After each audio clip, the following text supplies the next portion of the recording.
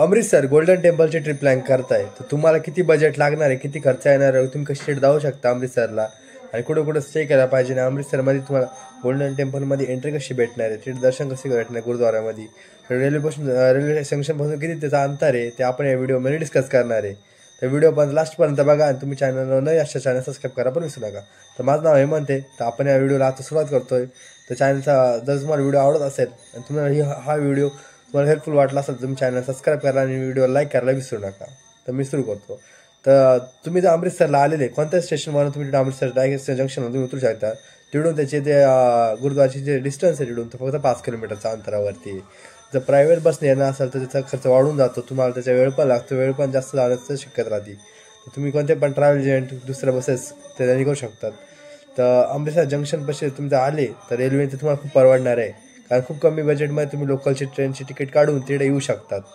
जर तुम्ही अमृतसर जर डायरेक्ट तुम्ही बसने ट्रॅव्हल्स येणार असाल तर जाम कारण ट्रान्सफिक ह्याच्या त्याच्यामधून ती गाडी तिकडं पोचते. तर त्याचा ओव्हरऑल खर्च जर पडतो तर 5,000-10,000 बसचा पडतो. 1500-20,000-20,000ची जी रेल्वेची तिकीट असते ती तुम्हाला परवडू शकते.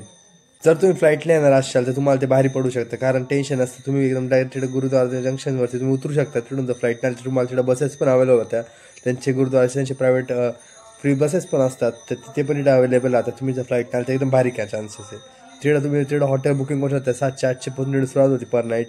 तर तुमची स्वतःची गाडी असाल तर त्याच्याने तुम्ही थांबू शकतात, किंवा त्याच्यात डिस्टन्स आहे तो कवर पण करू शकता. भरपूर दिवस तुम्ही थांबू शकता, फिरू शकतात. हॉटेलचे जे रेट्स आहे ते रिजनेबल आहे, त्याच्यामुळे काय अडचण नाही. आणि जर पर नाईट तिथं पार्किंग चार्जेस म्हटले तर 100-200 रुपये तिथं पर नाईट चार्जेस आहे. तर तुम्ही ते ओव्हरऑल तिथं घेऊ शकता. आणि ते गोल्डन टेम्पलमध्ये जायचा तो बेस्ट टाईम आहे तो रात्री 7 ते 5च्या दरम्यान तुम्ही जाऊ शकता, कारण तिथं लाईट्स वगैरे त्याचे पूर्ण हे ऑन राहतात. तर तुम्ही तिथं जाऊ शकतात आणि तो टाईम एकदम बेस्ट पिरियड आहे. तुम्हाला जर हा व्हिडिओ इन्फॉर्मेशन वाटला असेल तर चॅनलला सबस्क्राईब आणि व्हिडिओ लाईक करायला विसरू नका.